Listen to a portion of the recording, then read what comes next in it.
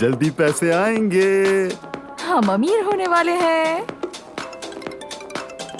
बंद करो बंद करो बंद करो बंद करो बंद करो।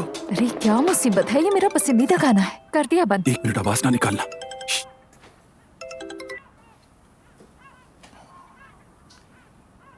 हेलो रेहान भाई, गुड मॉर्निंग। उमर बात कर रहा हूँ। ओ उमर साहब, कैसे हैं? मैं आपके दोस्त के होटल के बारे में बात करना चाह रहा था जो बोधरूम में है। हाँ कहिए, मैं सुन रहा हूँ आपकी बात। हम उस होटल में दिलचस्पी नहीं रखते।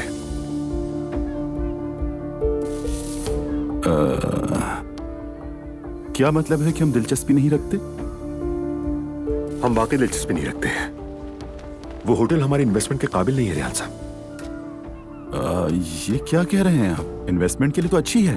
आप दूसरे लोगों से मशवरा कर सकते हैं, लेकिन हमारे लिए ये मौजू खत्म हो चुका है।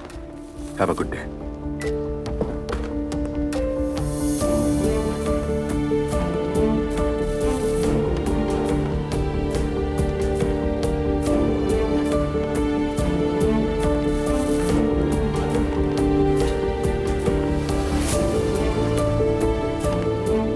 अल्लाह गारत करे।